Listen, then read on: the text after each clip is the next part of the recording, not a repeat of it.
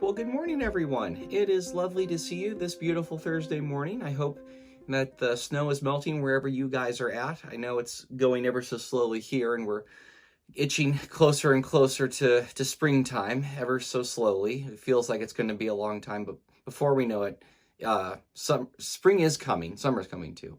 But we're not here to talk about seasons. We're here to talk about Jesus, about the Bible, and learning and growing in discipleship as we're following Jesus. And so, as we're following through this Redeeming Life reading plan, we're going to be in Matthew chapter 26 and focusing on verses 17 through 46. And this is certainly one of the longer chapters in the whole book of Matthew, which is why we've tried to divide it up into three different sections, three chunks. And it's amazing how, as the story has been leading up to the Passion Week, 1 week of Jesus's life, just how much action, how much dialogue, how many parables, how much conflict that you could just pack into 1 week's worth of time. There is a lot that's going on here, and it seems as though the pace of the narrative actually slows down, so you're focusing in on lots of details that are very easy for us to overlook if we're just hopping like bunnies through the gospel, just jumping from place to place to place to place, and not actually pausing long enough to focus on the things that the gospel writers are pointing out to us. And I think that's going to be actually really important for where we are today, which, according to the reading plan, you're really going to dive into three connected episodes. The first one being the Last Supper. The second one being Peter's denial, or excuse me, not Peter's denial, Jesus' prediction of Peter's denial, which he knows is going to happen. And then lastly, where we're going to focus our attention today, is Jesus in the Garden of Gethsemane, which should, if I'm not mistaken, yes, be verses 36 through 46. And I wanted to focus primarily on this passage because, well, one, the good thing about going through all the different Gospels is that because so much of their material overlaps, if we miss something through one Gospel account, we'll have 2 or 3 more tries to cover up lost ground when we're going through Matthew, going through Mark, going through Luke, going through John, and even doing reflections back on these things as we go through Acts and the epistles and et cetera, et cetera. So what I really did want to focus on here, which is something of a unique focus for Matthew that he doesn't focus on very much throughout the rest of his account, is basically Jesus and his emotions. And I want to try and frame what we're about to read with this question. Have you experienced, or probably experienced, or known somebody who has experienced or deals with PTSD, post-traumatic stress disorder, where, now I'm not a doctor, I'm not a psychiatrist, but essentially PTSD refers to the traumatic effects mentally on a person that are lasting because of a very significant, a very threatening episode in their lives, to the point where they may have lived through it, but the weight of the emotional trauma has become permanent in their minds, and they've just been affected to their very wiring of their brain, that they don't function the same way as they had done before because of the trauma that they endured was so severe. I've known a lot of people who have gone on to certainly have, functional, fruitful lives, but at the end of the day, the effects, whether you notice them or not, are lasting because the trauma that they endured was so great. And what I find interesting about with PTSD, or talking to people with PTSD, is that usually you can better grasp the significance or the severity of the trauma that this person has experienced based on how it is that it has affected them emotionally. In now some cases, if somebody is already not very emotionally strong, even the slightest provocation can be scarring. We've all known some, toddlers or teenage girls who are like that, and probably some teenage boys too, if I'm not being, honest. There can be just the overly dramatic sorts. But when you see somebody who experiences, who is, you can see that they're recoiling under the weight of emotional trauma. You can understand the weight of that emotional trauma, especially when it happens to somebody who you've known and regarded as somebody who is mentally and emotionally robust, that they've developed a very strong, not resistance to emotional trauma, but they have the sort of emotional strength to endure it. And I would argue, certainly, that Jesus has been one of those characters where, as we've read about him and heard his words and seen his actions, that he is, of all people, somebody who is just always in control. He controls the wind and the waves, for goodness sake. And he's the sort of person where, if you think about a person of character, in other words, a person who is consistent in their actions and who always has this steering control over their bodies, their thoughts, their imaginations, their emotions, everything is square and in check, where he just doesn't budge. He can't be pushed around. He's never the person who goes too far. He's temperate. He's prudent. He's just always in control. He never loses himself. And when you see somebody like Jesus, who is described in the way that he's talking about, the gospel writers talk about the agony in the Garden of Gethsemane, that should give us pause to say, here's Jesus, here's the emotions that are felt by this man, this God-man, the Son of Man, the Messiah.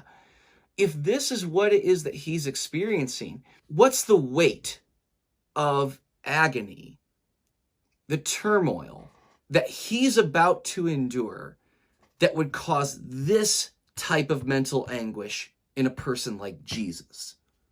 That's what we want to try and think about, because what that's going to do, there's a lot of lessons to learn in an account like the Garden of Gethsemane.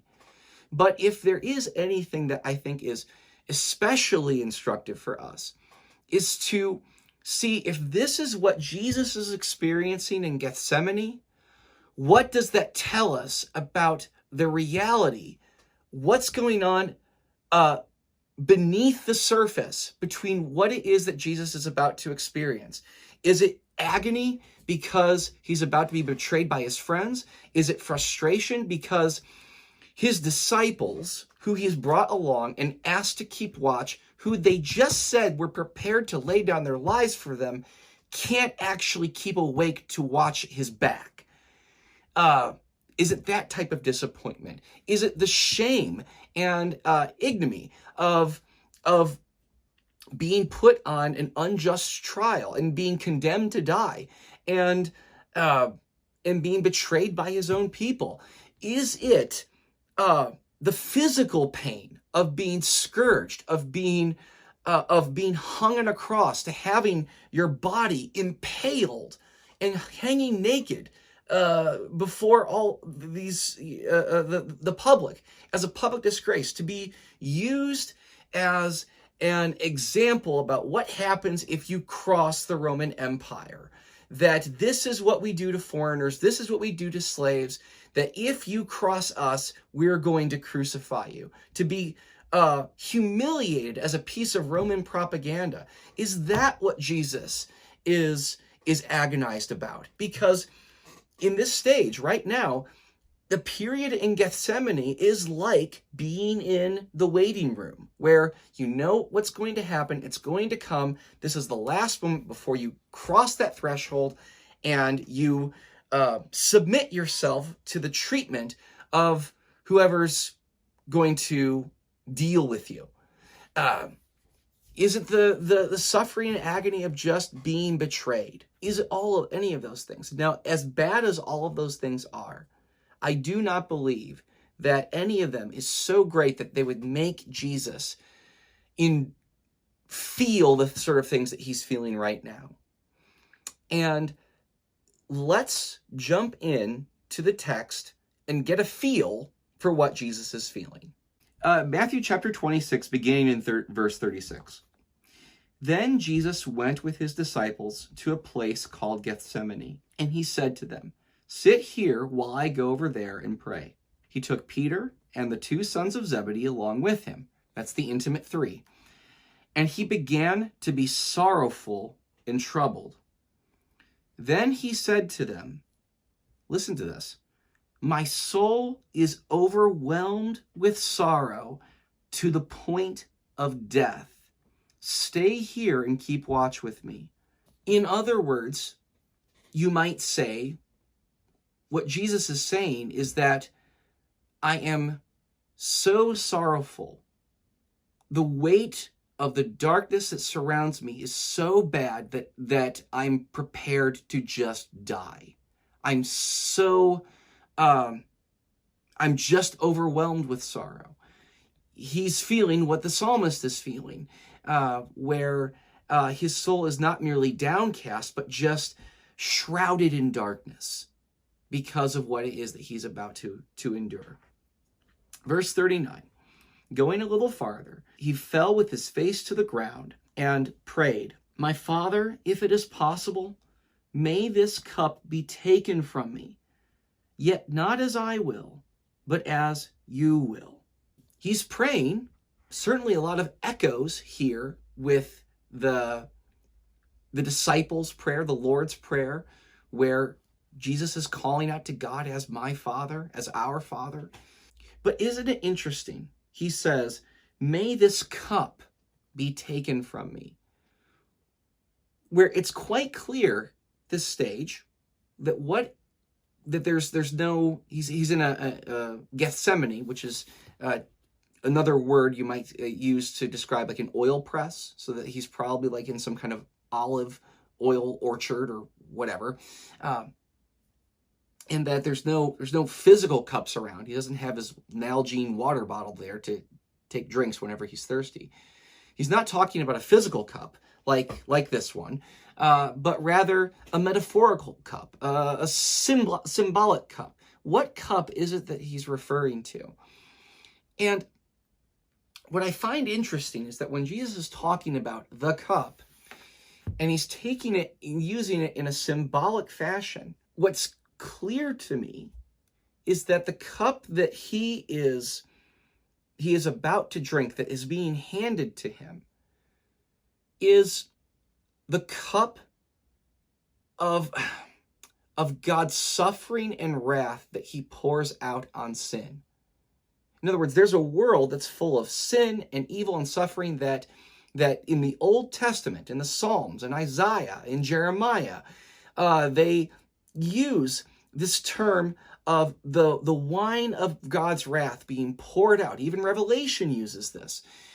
Full strength, or that disorients the wicked and makes them stagger like drunkards, where because of their sin, that the cup of God's wrath is being poured out. And in this language, and the way it is that Jesus is feeling this, is that what it is that Jesus is about to drink is the cup of God's wrath. That God in his justice has to pour out on sin and sinners. And so it should give us pause. What does a perfect, sinless man like Jesus, who knew no sin, nor was there any deceit in his mouth, doing to receive the cup of God's wrath? Why is he drinking that? And why is it be that he has to do this? What this certainly tells me is that if what it is that Jesus is so deeply troubled by is the cup of God's wrath, and the cup of God's wrath that belongs to sinners, that the suffering that Jesus is about to endure is the suffering that you and I deserve.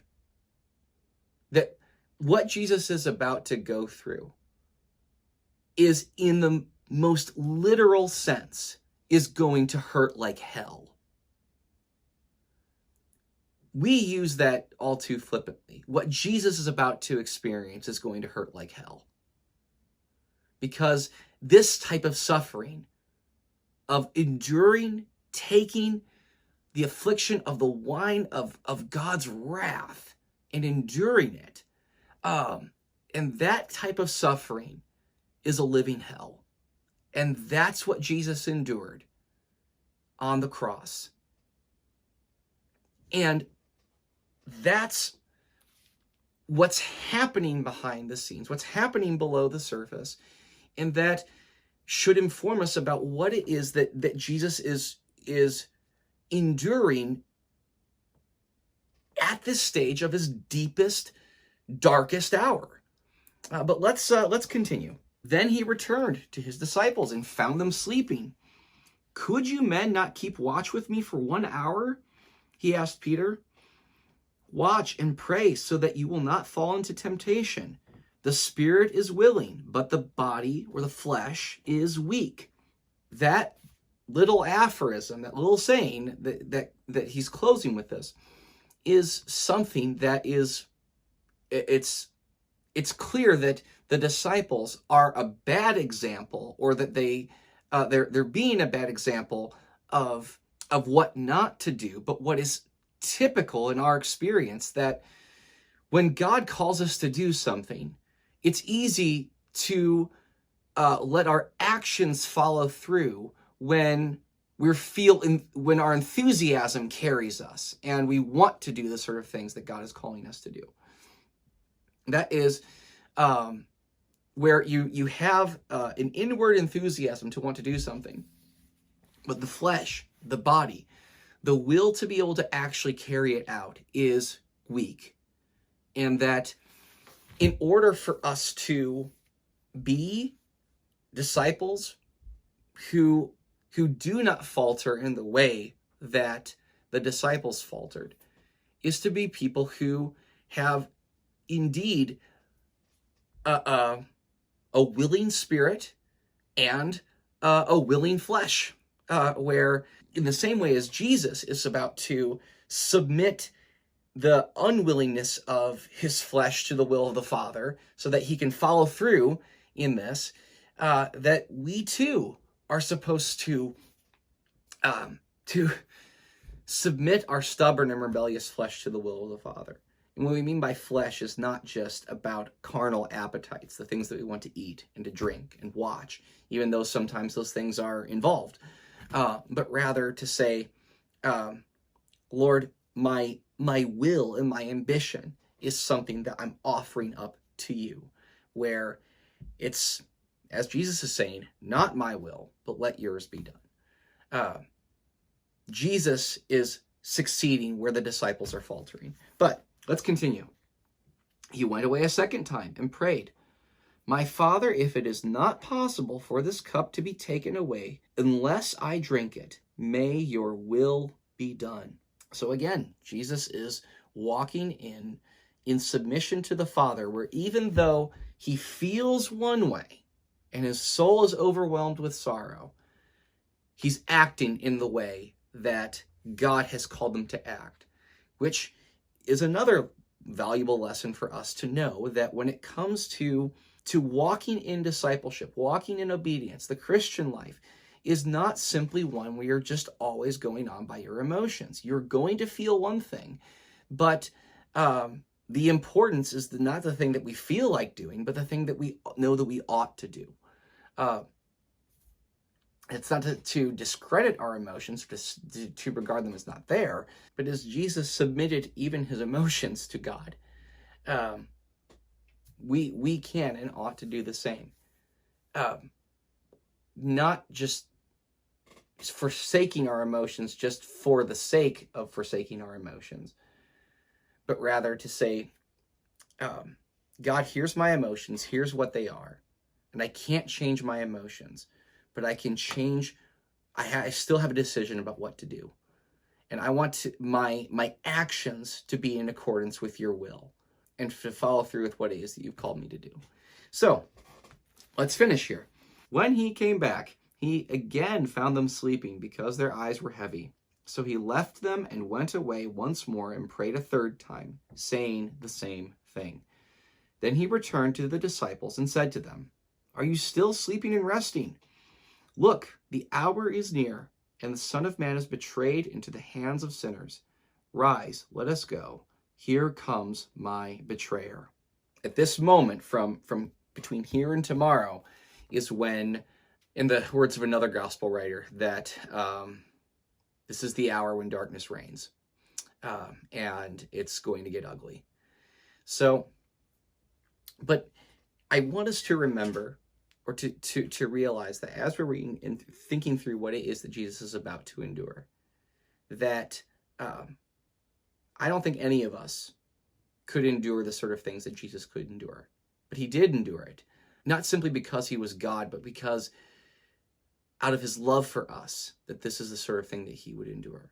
It reminds me of the poem that goes, "No one can tell, but who could know the pains that he had to bear? But we believe it was for us he hung and suffered there." So let's remember that what it is that Jesus is about to endure, not merely crucifixion, not merely betrayal, not merely shame, exposure, even, suffering, torture, and death itself, but what it is that he endured, indeed endured to the heart of his hearts, is the penalty and the suffering that comes from our sin, and that's the suffering that we deserved. And that's what Jesus did.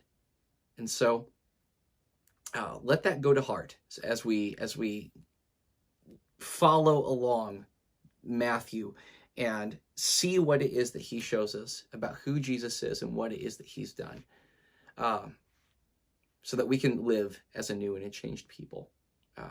So thank you so much for taking the time to enjoy daily devotions with us. Do subscribe if you haven't already. And I look forward to the next time we get to see each other in person, Wednesdays and Sundays over at Pastor Jesse's house. He is an amazing guy. If you don't get the chance, give him a great big hug, because pastors need hugs too, or at least I do. So God bless you. Take care, and I will see you next time.